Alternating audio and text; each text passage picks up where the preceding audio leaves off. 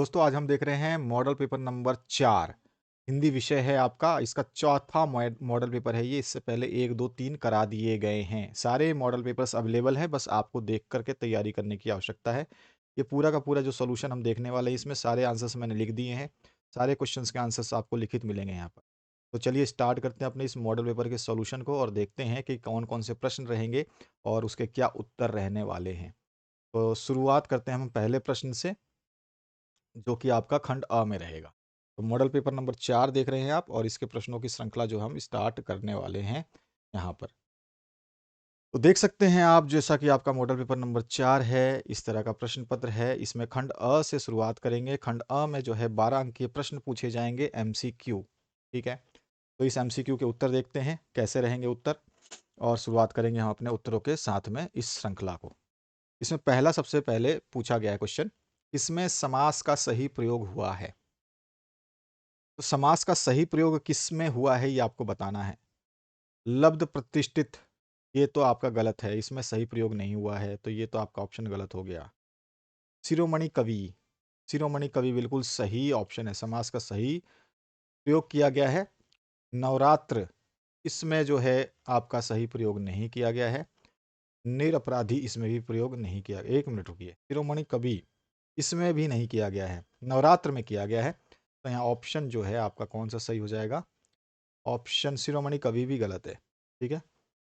कवि शिरोमणि होना चाहिए था। नवरात्र जो है इसका ऑप्शन सही हो जाएगा और निरपराधी जो है ये गलत है। नवरात्र मतलब 9 रातों की रात, है ना? 9 दिनों की रात या 9 रातों की रात, नवरात्र। तो ये सही है आपका, इसमें समास का सही प्रयोग हुआ है। समास जो है 2 सार्थक या 2 से अधिक सार्थक शब्दों को मिलाकर के बना हुआ शब्द होता है। दूसरा जो क्वेश्चन है, इसमें पूछा है निजवाचक सर्वनाम का उदाहरण है। निजवाचक सर्वनाम का जो उदाहरण होगा, वो हो जाएगा हमें अपना काम स्वयं करना चाहिए, ये निजवाचक है। निज मतलब खुद का, ठीक है ना? तो यहाँ पर जो है ये आपका ब ऑप्शन करेक्ट हो जाएगा। तीसरा जो प्रश्न है, इसमें पूछा गया राम लक्ष्मण परशुराम संवाद रामचरितमानस के किस कांड से लिया गया है? तो ये आपका बिल्कुल सही आंसर क्या हो जाएगा? ये किया लिया गया है बाल कांड से। तो यहाँ पे जो है स ऑप्शन करेक्ट हो जाता है इसका, तीसरे प्रश्न का। चौथा जो प्रश्न है उसकी बात करते हैं। चौथे प्रश्न पूछा गया है, स्मृति पाथे से आश्य है। स्मृति पाथे से आश्य क्या है? तो स्मृति पाथे का मतलब होता है स्मृति रूपी संबल। स्मृति रूपी संबल, ब ऑप्शन जो है करेक्ट हो जाएगा। पांचवा जो प्रश्न है उसकी बात करते हैं। उत्साह कविता में कौन सा रस प्रयुक्त हुआ है? उत्साह कविता में रस की बात कर रहा है, किस रस का प्रयोग किया गया है? उत्साह कविता में जो है वीर रस देखने को मिल रहा है। इसमें बादलों को जो है क्रांति का प्रतीक बताया गया है, उत्साह भरा जा रहा है, तो वीर रस जो है इसमें आपका आ जाएगा। इसके बाद जो है नेक्स्ट क्वेश्चन, मुख्य गायक भटकता हुआ कहाँ चला जाता है? तो मुख्य गायक भटकता हुआ कहाँ चला जाता है? तो बिल्कुल सही आप इसका आंसर क्या बताएंगे? मुख्य गायक जो भटकता हुआ है वो अनहद में चला जाता है। आगे नेक्स्ट क्वेश्चन की बात करते हैं। एक विद्यार्थी पूछ रहा है कि संबल का अर्थ क्या होता है? तो ये संबल का अर्थ जो होता है, इसका मतलब होता है सहारा, ठीक है? संबल को बोलते हैं हम सहारा। संबल का अर्थ होता है सहारा, ठीक है? ये आपको समझ में आ गया होगा। संबल अर्थ का संबल जो शब्द है इसका अर्थ होता है सहारा या सहायक वस्तु, ठीक है? तो स्मृति रूपी सहारा यानी कि यादों का सहारा, ठीक है? इसके बाद जो अगला प्रश्न है की बात करते हैं। यहाँ पर अनहद में, अब एक बच्चा और पूछ रहा है अनहद में क्या होता है? इसका अर्थ होता है सीमा रहित, यानी कि जिसकी कोई सीमा ना हो, यानी कि असीम बोल सकते हो आप। असीम जो होता है, असीम, ठीक है? अनहद का मतलब होता है असीम, यानी सीमा रहित। सातवां जो प्रश्न है उसकी बात करते हैं। सातवें प्रश्न में क्या पूछा गया आपसे? राम वृक्ष वेनपुरी का साहित्य किस नाम से प्रकाशित हुआ था? तो राम वृक्ष बेनपुरी का जो साहित्य प्रकाशित हुआ था उसका नाम था बेनपुरी रचनावली। तो यहाँ पर द ऑप्शन जो है करेक्ट हो जाएगा। इसके बाद आठवां प्रश्न देखते हैं। लेखिका को साहित्य की दुनिया में प्रवेश किसने करवाया? तो लेखिका को साहित्य की दुनिया में प्रवेश करवाने वाली महिला का जो थी वो नाम था शीला अग्रवाल। प्रधानाध्यापिका थी उनकी, तो द ऑप्शन यहाँ पे करेक्ट हो जाएगा। नवा जो प्रश्न है उसकी बात करते हैं। नवा प्रश्न पूछा गया, शास्त्रों में काशी को किस नाम से पुकारा जाता है? तो शास्त्रों में काशी को कहा जाता है आनंद कानन। ठीक है, शास्त्रों में काशी को किस नाम से पुकारा जाता है? तो यहाँ पे हो जाएगा इसका आंसर आनंद कानन। अब कई बच्चे सोचेंगे आनंद कानन का मतलब क्या होता है, तो आनंद कानन जो है ये शब्द ये बोलता है कि भगवान शिव की नगरी जो वहाँ पे आनंद ही आनंद है। ठीक है, जिसको हम विश्वनाथ का मंदिर जहाँ पर है उसको आनंद कानन बोलते हैं। ठीक है, तो शास्त्रों में काशी को किस नाम से जाना जाता है? आनंद कानन के नाम से हम जानते हैं। अगला जो प्रश्न है 10वां, अपने पूर्वजों की खोज की गई वस्तु को अनायास प्राप्त करने वाले व्यक्ति को क्या कहा जाता है? तो जो अनायास प्राप्त करता है उस व्यक्ति को हम क्या कहते हैं पूर्वजों के? तो उसको बोलते हैं हम सभ्य व्यक्ति। ठीक है, तो यहाँ पे जो है ब ऑप्शन करेक्ट हो जाएगा। इसके बाद जो नेक्स्ट क्वेश्चन है, मैं क्यों लिखता हूँ पाठ के लेखक कौन है? अभी मैंने आपको इससे पिछले वाले वीडियो में समझाया था कि इसके पाठ के लेखक कौन होंगे, मैं क्यों लिखता हूँ। बिल्कुल सही आपने समझ लिया है।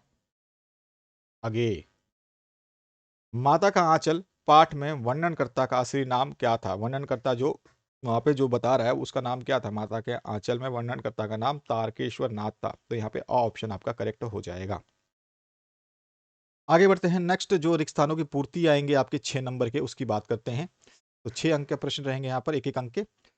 उपसर्ग शब्द के आरंभ या आगे, है ना, आरंभ में या आगे में जुड़ करके जो है, या आरंभ में या प्रारंभ में जुड़ कर शब्द का अर्थ बदल देते हैं। तो यहाँ पे आरंभ जो है इसका सही ऑप्शन हो जाएगा। जिस शब्द में लिंग वचन कारक आदि के कारण रूप परिवर्तित नहीं होता वह जो है खालिस्तान कहलाता है, उसको हम अव्यव बोलते हैं। अव्यव जो है ज्यों का त्यों जो शब्द आते हैं उनको अव्यव बोला जाता है। जिस क्रिया के साथ कर्म प्रयुक्त नहीं होता वह खालिस्तान क्रिया होती है, उसको हम बोलते हैं अकर्मक क्रिया। उसके बाद जो नेक्स्ट क्वेश्चन है, गुणवाचक विशेषण में संज्ञा के खालिस्तान का बोध कराया जाता है, गुण या दोष का बोध हम करते हैं उसमें। उसके अलावा जो नेक्स्ट क्वेश्चन है उसकी बात करते हैं। जिस समास में पहला पद संख्यावाचक होता है वहां पर कौन सा समास होता है? तो वहां पर द्विगु समास होता है। जहां संख्या की बात होगी वहां पे द्विगु समास होगा, वो भी पहला पद होना चाहिए। इसके बाद में जिस शब्द का एक निश्चित अर्थ और सही उच्चारण होता है उसे हम सार्थक शब्द के नाम से जानते हैं। अगला जो प्रश्न है इसमें अपठित आपको गद्यांश दिया जाएगा, एक अपठित गद्यांश आएगा, एक अपठित पद्यांश आएगा। ठीक है, तो यहाँ पर देखिए कबीर ने समाज, कबीर के बारे में जो यहाँ पे बताया गया है, कबीर के बारे में यहाँ पे सारी चीजें बताई गई हैं और कबीर के हिसाब से जो प्रश्न पूछे गए यहाँ पर। पहला जो प्रश्न है, क्या क्या पूछा गया है? प्रस्तुत गद्यांश का उचित शीर्षक क्या होगा? कबीर ने किस भक्ति मार्ग का प्रसार किया है? अगर आप ये पूरा पैराग्राफ पढ़ते तब आपको आंसर समझ में आ जाएगा। आंसर मैंने दे दिए हैं। किस भक्ति मार्ग का प्रसार किया है, साथ ही साथ कबीर ने हिंदू मुस्लिम के मध्य कौन सा दृष्टिकोण अपनाया है, और कबीर ने अपने ज्ञान का उपदेश किस भाषा में दिया है, और साथ ही साथ कबीर ने किसका विरोध किया है। और छठा जो प्रश्न है, 6 प्रश्न पूछे जाएंगे इसमें। सगुण शब्द का विपरीतार्थक यानी कि उल्टा शब्द गद्यांश से छांट करके हमें लिखना है। तो यहाँ पर देखिए पहले प्रश्न का उत्तर, कबीर ने साम्यवाद या साम्यव्य के कबीर जो हैं ये कवि कबीर हैं। ठीक है, प्रस्तुत गद्यांश का कवि शीर्षक क्या हो जाएगा? कबीर का साम्यवाद, या फिर आप बता सकते हैं समन्वय के कबीर, कवि कबीर या कबीर। ठीक है, तो ये हो जाएगा कबीर के बारे में जो ये गद्यांश का शीर्षक है ये हो जाएगा। इसके बाद दूसरा प्रश्न, तीसरा प्रश्न और चौथा प्रश्न, पांचवा प्रश्न और छठा प्रश्न, ये सारे उत्तर आपके सामने हैं। ठीक है, सारे प्रश्नों के उत्तर मैंने दिए हुए हैं, आप इनको आराम से पढ़ के समझ सकते हैं। अगला जो प्रश्न है उसकी बात करते हैं। यहाँ पर मैंने बताया था अपठित जो है एक पद्यांश भी आएगा। पद मतलब एक कविता आएगी, छोटी सी कविता। इस कविता को पढ़ना है आपको, जो कि आपने कभी पढ़ा नहीं होगा, तो इसको पढ़ने के बाद आपको उत्तर देने होंगे। तो यहाँ पर इस तरह का, रणभेरी सुन कह विदा विदा, ये वाला जो है आपका एक छोटा सा पंक्ति दी गई है, और इस पंक्तियों को पढ़ने के माध्यम के बाद में आपको जो है इसके कुछ प्रश्नों के उत्तर देने होंगे, जिसमें सबसे पहले प्रस्तुत पद्यांश का जो है शीर्षक क्या हो सकता है। तो सबसे पहला शीर्षक हम बता सकते हैं, पथ भूल ना जाना पाथिक, या पाथिक का कर्तव्य बोध, या पाथिक का केवल पाथिक का उच्चतम कर्तव्य, ये भी हो सकता है। तो बहुत सारे हैं, इसके हिसाब से आप लिख सकते हैं। उसके अलावा दूसरा है, कुछ जल कण ढुलक रहे होंगे पंक्ति में, किसके लिए कहा गया है ये आपको बताना है। साथ ही साथ पथ भूल ना जाना पाथिक कहीं पंक्ति में, पाथिक कौन है, और पल भर की पड़ असमंजस में पंक्ति में असमंजस का अर्थ क्या है, ये आपसे पूछा गया है। सैनिक क्यों असमंजस में हो सकता है, ये आपको बताना है। साथ ही साथ जो है भारत माँ आहुति क्यों मांगती है, ये भी आपको बताना है। तो 6 प्रश्न यहाँ पर हैं और 6 प्रश्न के उत्तर मैंने यहाँ पे आपको दिए हुए हैं। ठीक है, तो ये 6 प्रश्नों के उत्तर आप जो है यहाँ से नोट करेंगे। अपठित जो भी शीर्षक होते हैं उनके प्रश्नों के उत्तर जो है समझ पाना थोड़ा सा कठिन होता है, वो भी पद्यांश के जो कविताएं होती है ना, वहां से उत्तर निकालना मुश्किल होता है। गद्यांश से तो फिर भी उत्तर निकल जाते हैं, पद्यांश के उत्तर निकालना थोड़ा मुश्किल होता है। तो इनको आपको समझना भी है और लिखना भी है। पद्यांश को, इन पद्यांश को पढ़ना जरूरी है। पद्यांश को एक बार पढ़ोगे तभी जाके उत्तर समझ में आएंगे आपको। खंड ब जो है यहाँ पर देखिए, कैप्टन चश्मे वाले को सामने खड़ा देख हालदार साहब अवाक क्यों रह गए थे। तो इसका उत्तर जो है आप देख सकते हैं, हालदार साहब ने नेताजी के प्रति सम्मान की भावना देखकर सोचा कि शायद कैप्टन चश्मे वाला नेताजी का साथी है या आजाद हिंद फौज का सिपाही रहा होगा। लेकिन जब सामने कैप्टन के रूप में बूढ़ा, मरियल और लंगड़ा आदमी खड़ा देखा तो हालदार साहब जो है अवाक रह गए और चक्के रह गए। ठीक है ना, तो ये इसका आंसर हो जाएगा। तो इस तरह से प्रश्न का उत्तर सही तरीके से दिया गया है, आप इसको पढ़ सकते हैं। यहाँ पे 14 अंक मिलेंगे आपको, 7 प्रश्न करने होंगे, 2-2 अंक आपको उन प्रश्नों से मिलेंगे। पांचवा प्रश्न ये है। छठा प्रश्न जो है, नवाब साहब ने खीरे को खाने योग्य किस प्रकार बनाया, ये बताना है। तो नवाब साहब के बारे में आपको थोड़ा सा समझाना है। ठीक है, इसको भी मैंने बता रखा था पिछले प्रश्न पत्र में भी आपको बताए थे थोड़ी सी, लेकिन क्वेश्चनों के जो तरीके हैं पूछने के वो अलग हो जाएंगे। इसके बाद जो नेक्स्ट क्वेश्चन है, इसमें आपसे पूछा गया है, राम लक्ष्मण संवाद पाठ में किन जीवन मूल्यों को अपनाने का संकेत दिया गया है। तो यहाँ पर जो है सीधा सीधा बोला गया है कि जो भी क्रोधपूर्ण व्यवहार है, ठीक है ना, उस प्रकार के व्यवहार को जो है कुल परंपरा और सामाजिक मर्यादाओं के विपरीत बोला जाता है, इसलिए उसको जो है मर्यादा पालन और विनम्रता और जो है शौल्ययुक्त आचरण अपनाने का संकेत जो है यहाँ पे दिया गया है। तो इस पाठ के माध्यम से आप ये समझ सकते हैं। तो बहुत ही आसान आसान शब्दों में जो है उत्तर लिखे गए हैं। संतुलित मुस्कान मृतक में भी जान डालने में समर्थ होती है, कैसे, ये आपको समझाना है। तो इसका भी उत्तर हम बता सकते हैं। ठीक है, इसके बाद में नेक्स्ट जो क्वेश्चन है, इसमें क्या पूछा गया है, कुछ रचनाकारों के लिए आत्मानुभूति यानी सौ के अनुभव के साथ साथ बाह्य दबाव भी महत्वपूर्ण होता है। ये बाह्य दबाव कौन कौन से हो सकते हैं, तो इसमें बहुत सारे दबाव हैं, जिसमें हम 3 दबाव को जो है हम मेंशन कर देंगे। महत्वपूर्ण 3 दबाव है जो अपने पाठ के हिसाब से लिखे गए हैं। नेक्स्ट जो क्वेश्चन है, गंतोक को मेहनत काश बादशाहों का शहर क्यों कहा गया है, ये भी आंसर आपको पता है अच्छी तरीके से और मैंने यहाँ पे लिख दिया है। नेक्स्ट जो है, आग बबूला होना मुहावरे का अर्थ और वाक्य में प्रयोग करना है। नेक्स्ट जो क्वेश्चन है, इसमें सखंड है।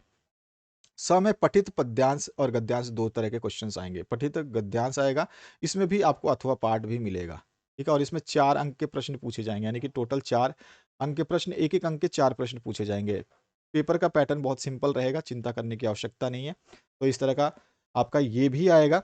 इसके अथवा में जो आप देखेंगे तो इस तरह का एक क्वेश्चन और मिलेगा। तो इसमें भी 4 प्रश्न पूछे गए हैं भगत जी के चैप्टर वाले से। ठीक है, और साथ ही साथ जो दूसरा वाला है, इसमें लेखिका के पिताजी मन्नू भंडारी वाला जो है यहाँ पर सारा बताया गया है।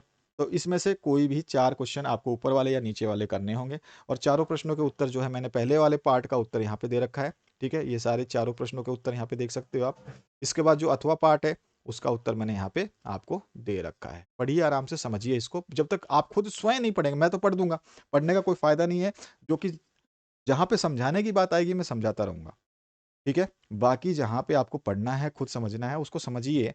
हिंदी ऐसा सब्जेक्ट है, जब आपको सॉल्यूशंस मिल जाते हैं तो आप आसानी से समझ सकते हैं, उसमें कोई दुविधा नहीं होती है। ये क्लियर हुआ आपको। अब यहाँ पे पठित गद्यांश पद्यांश आएगा, यानी कविता आ गई है। अब इस कविता को पढ़ना है, कविता के हिसाब से जो है 4 प्रश्न पूछे जाएंगे, ये भी 4 अंक का ही रहेगा। ठीक है, और प्रश्न सारे करने ही होंगे आपको। 12वें प्रश्न में 2 ऑप्शन मिलेंगे अथवा वाला, 13वें प्रश्न में भी आपको अथवा मिलेगा, तो यहाँ पे अथवा का ऑप्शन मैंने दिया हुआ है। सारे अथवा अथवा सारे करवा रखे हैं क्वेश्चंस। और इसके बाद जो है यहाँ पे भी अथवा क्वेश्चन आपको देखने को मिलेगा। ठीक है, तो इसमें भी 4 प्रश्न पूछे गए हैं। ठीक है, और इसके बाद जो है ये वाला जो है आपका, अब यहाँ पर जो है गोपियों वाले चैप्टर से पूछे गए हैं 4 क्वेश्चंस। तो 4 चैप्टर यहाँ 4 क्वेश्चंस यहाँ से बताओगे तो भी 4 नंबर मिलेंगे। सारे क्वेश्चन एक एक नंबर के ही हैं। सबसे पहले अथवा से ऊपर वाले बात करें, जो कि आपका आत्मकथ्य वाला है, तो यहाँ से जो है आप बता सकते हैं इसमें ये 4 क्वेश्चंस जो है इसके आंसर्स आप दे सकते हैं, ये फर्स्ट, सेकंड, थर्ड, फोर्थ।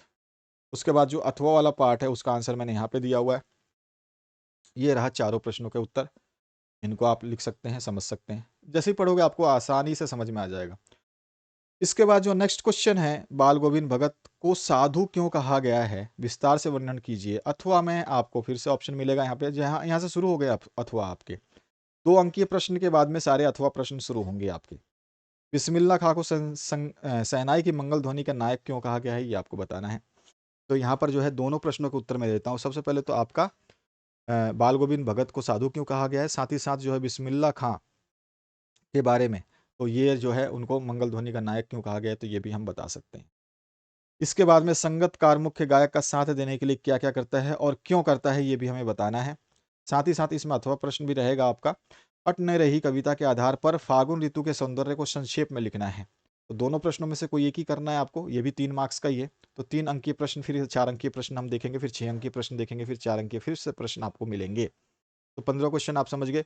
संगतकार मुख्य गायक का साथ देने के लिए क्या क्या करते हैं और क्यों करते हैं, ये हमारा पास आंसर यहाँ से हो जाएगा। अटनेरी कविता के आधार पर फागुन ऋतु के सौंदर्य को संक्षेप में समझाना है, तो इसका आंसर हम यहाँ पे समझा सकते हैं। इसके बाद जो द खंड है ये शुरू होता है, जो 4 अंकीय प्रश्नों के साथ शुरू होता है। इसमें जो है 16 प्रश्न पूछा गया है। कवि नागार्जुन या फिर यशपाल, दोनों के कर्तृत्व और व्यक्तित्व को विषय में जो है हमारे को लिखना है। दोनों में से किसी एक, नागार्जुन हो गया आपका, यशपाल हो गया। तो नागार्जुन के बारे में ऊपर लिख दिया है, और इसका अथवा पार्ट का जो आपका यशपाल के बारे में लिखना था, तो यशपाल के बारे में मैंने यहाँ पे लिख दिया है। नेक्स्ट जो क्वेश्चन है, माता का आंचल पाठ के उन प्रसंगों के नाम लिखिए जो आपके दिल को छू गए हों। बहुत इंपॉर्टेंट क्वेश्चन है, सीबीएसई में कई बार पूछा गया है, तो वहां से उठा के दिया गया है क्वेश्चन। अथवा में आपको जो क्वेश्चन पूछा गया है यहाँ से, कटाओ पर किसी भी दुकान का ना होना उसके लिए वरदान है, इस कथन के पक्ष में अपनी राय व्यक्त करनी है। तो पहले तो आपको प्रसंग बताने हैं कि कौन कौन से प्रसंग जो है माता के आंचल में देखे गए हैं। साथ ही साथ अथवा में जो है कटाव जो है सिक्किम की क्या है, ये पहाड़ी है, ठीक है, इसीलिए दुकान का ना होना वहाँ पे वरदान है। तो ये वाला आप जो हम आंसर यहाँ पे लिख सकते हैं।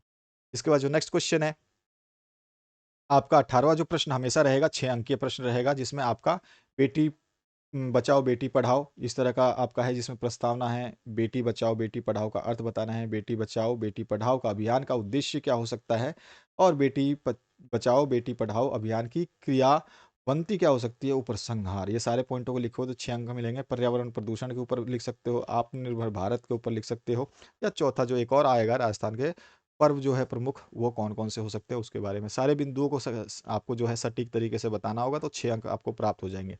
मैंने बेटी पढ़ाओ बेटी बचाओ के बारे में सारे संकेत बिंदुओं को दे दिया है। अब जैसे प्रस्तावना है, तो यहाँ पे एक छोटी सी जो है ये शायरी की माध्यम से बताई गई है, छोटा सा आप बोल सकते हो। उसके बाद जो है इस प्रस्तावना को हम कंप्लीट करते हुए बेटी बचाओ और पढ़ाओ का अर्थ क्या हो सकता है ये हम समझा देंगे।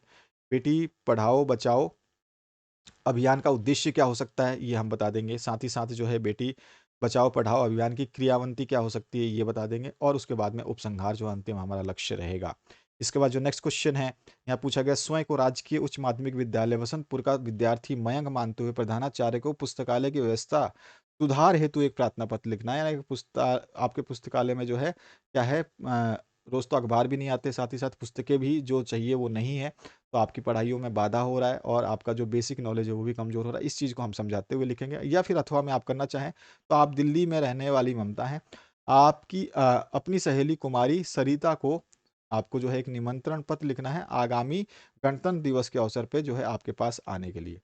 तो इस तरह का ये आपका प्रश्न है, तो दोनों ही करोगे तो किसी एक को करने से 4 अंक मिल जाएगा। जैसे कि मैंने यहाँ पे प्रश्न प्रार्थना पत्र वाला आपको बताया है, पुस्तकालय में जो है अ, जो आपकी व्यवस्था है सुचारू पुस्तकों की वो नहीं है, ठीक है, तो हम बताएंगे व्यवस्था सुधार हेतु, तो विषय लिख देंगे, व्यवस्था हमारे को जो है सुधारनी है। फिर महोदय करके जो भी आपको टिप्पणी लिखनी है, मैंने अपनी जो टिप्पणी लिखी है आप इनको भी कर सकते हैं, और बाकी आप अपनी मर्जी से बना सकते हैं। बाकी मैं कहूँगा हमेशा जो हम सॉल्यूशंस देते हैं उसको पढ़िए। इसके बाद जो अथवा पाठ है, जिसमें आपकी सहेली है ममता, वो सरिता को बुलाना चाहती है निमंत्रण पत्र लिख करके गणतंत्र दिवस पे, तो इसको भी मैंने कर दिया है यहाँ पर। तो ये रहा दिल्ली, क्योंकि यहाँ पे अब सीधा सीधा यहाँ बोला गया है कि दिल्ली में रहने वाली है, तो जहाँ की रहने वाली है उसको हम उसका एड्रेस यहाँ पे डालते हैं, उसके बाद डेट डाल देंगे, फिर प्रिय सविता सप्रेम अभिनंदन करके ये जो है आंसर लिख देंगे। इसके बाद जो नेक्स्ट क्वेश्चन है आपका 20वां प्रश्न, जो अंतिम प्रश्न रहेगा, आपके शहर में विश्व पुस्तक मेले का आयोजन होने जा रहा है, इसके लिए एक विज्ञापन तैयार करना है, 4 अंक का ये मिलेगा। या फिर अथवा भी कर सकते हैं आप, जिसमें आपके शहर में एक नया वाटर पार्क खुल रहा है, जिसमें पानी के खेल, रोमांचक झूलों, मनोरंजक खेलों और खान-पान की व्यवस्था है, इसके लिए भी आकर्षक विज्ञापन आपको तैयार करना है। तो विज्ञापन आपको दोनों के लिए देने हैं, दोनों में विज्ञापन आप कोई सा भी एक करोगे तो आपको 4 अंक मिल जाएगा, ठीक है? और सबसे इम्पोर्टेंट चीज़ जो आपको बतानी है, वो चीज़ आपको नोट कर लेनी है और ध्यान रखना है। जो आपका पहला मॉडल पेपर है वो सबसे पहले हमने सॉल्व करवा दिया था, जिसमें गणित का मॉडल पेपर पूरा का पूरा सॉल्यूशन के साथ उपलब्ध है। साथ ही साथ साइंस का उपलब्ध है। इसके अलावा इंग्लिश का भी उपलब्ध है, प्रथम मॉडल पेपर है ये। फिर उसके बाद हिंदी का भी हमने करवा दिया है। साथ ही साथ सामाजिक विज्ञान का भी हमने मॉडल पेपर करा दिया है और आपका संस्कृत का बचा हुआ मॉडल पेपर था, उसको भी हमने करवा दिया है। उसके अलावा जैसा आप देख रहे हैं कि मॉडल पेपर हिंदी के 2 करवा दिए गए हैं, तीसरा भी करवा दिया गया है, चौथा भी करवा दिया गया है। इसके बाद 5वाँ भी करवा दिया गया है, छठा भी करवा दिया गया है, 7वाँ भी करवा दिया गया है, 8वाँ भी करवा दिया गया है, 9वाँ भी करवा दिया गया है। तो इस तरह से सारे मॉडल पेपर उपलब्ध हैं। इनको आप देख लीजिए और अच्छे तरीके से तैयारी करते रहिए। अगला पेपर आपका जो है नेक्स्ट मॉडल पेपर का सीक्वेंस आने वाला है, ध्यान रखिएगा। 20वें प्रश्न से पहले यदि आपको किसी भी मॉडल पेपर का प्रारूप चाहिए जो कि सॉल्यूशन के साथ आपको चाहिए, जैसा कि आप देख रहे हैं यहाँ पर पीडीएफ, तो इस तरह का पीडीएफ आपको मिल जाएगा। उसके लिए आप इन सभी चीज़ों को फॉलो करेंगे तो आपको ये पीडीएफ उपलब्ध करा दिया जाएगा। तो आशा करता हूँ इसको आप समझ चुके होंगे। चलिए 20वें प्रश्न को देखते हैं और वहाँ पे पहुँचते हैं और उसको समझते हैं। 20वें प्रश्न में आपको मैंने बता दिया कि 2 प्रश्न पूछे जाएँगे, कोई भी एक को उत्तर देना है। जैसे कि पहला आपको पुस्तक मेले का आयोजन होने वाला है, उसके लिए विज्ञापन तैयार करना है या फिर एक नया वाटर पार्क खुला है, उसके लिए आपको जो है विज्ञापन तैयार करना है। पुस्तक मेले का आप जो है विज्ञापन कुछ इस तरह से तैयार कर सकते हैं। ठीक है? इसमें पधारे पधारे पुस्तक का मेला है, जो साहित्य प्रेमियों के लिए सुनहरा अवसर है, विद्यार्थियों के लिए सुनहरा अवसर है, जो भी आप लिखना चाहें इसमें चेंजेस कर सकते हैं चाहें तो। बाकी आप जैसा लिखना चाहें तो ऐसा भी आप लिख सकते हैं, ठीक है? कोई भी नाम लिख सकते हैं, नेशनल बुक ट्रस्ट इंडिया लिख सकते हैं, आप लिख सकते हैं राजस्थान बुक ट्रस्ट इंडिया लिख सकते हैं, आप पंजाब बुक ट्रस्ट इंडिया लिख सकते हैं, किसी का भी दिल्ली, मुंबई कुछ भी आप जो है यहाँ पे डाल सकते हैं, ठीक है? तो इस तरह के आप मूल्यों को जो है समझ सकते हैं कि कैसे करना है। इसका अथवा पार्ट जो है, जिसमें आपका नया वाटर पार्क खुला हुआ है, तो इसको भी अथवा पाठ के माध्यम से कर सकते हैं इस तरह से। खुल गया, आपके शहर में नया वाटर पार्क, सपरिवार आएँ, जीवन की खुशियाँ पाएँ और नए वाटर पार्क में जो सुविधाएँ हैं उसको बता देंगे और जो है व्यवस्थापक का नंबर यहाँ पे डाल देंगे। तो 00 या 9+1 1 1 1 1 करके कुछ भी डाल सकते हो। तो इस तरह का ये प्रश्न पत्र है, जिसका मैंने आपको सारे सॉल्यूशंस को समझाया और आशा करता हूँ कि आप सारे सॉल्यूशंस को देख रहे हैं समय से पहले। बाद में आपके पास समय ही नहीं रहेगा, इतने सारे सॉल्यूशंस हो जाएँगे कि आप पढ़ नहीं पाएँगे। तो अभी से पढ़ना बिल्कुल स्टार्ट कर दीजिए। हर दिन जो है आपको सॉल्यूशंस मिलते जाएँगे, 2-2 3-3 4-4 पेपर मिलते जाएँगे। सभी को तैयार करिए और विश्वास दिलाता हूँ, अगर आप किसी भी क्वेश्चन पेपर को नहीं छोड़ते हैं और साथ ही साथ 2022, 2023, ठीक है? और 2024 तो मैं करवा ही रहा हूँ, 2024। तो इन सभी पेपरों को आप देखते हैं जो मैंने करवा दिए हैं, सारे के सारे प्लेलिस्ट में उपलब्ध है। तो 95% से ऊपर आप चले जाएँगे। पिछली बार भी 95% से ऊपर रिज़ल्ट गया था और इस बार भी जाएगा। विश्वास करना है और पढ़ते रहना है। Thank you very much, have a good day. Playlist ज़रूर चेक करिए जो आपके सामने आ चुकी है। Thank you very much once again.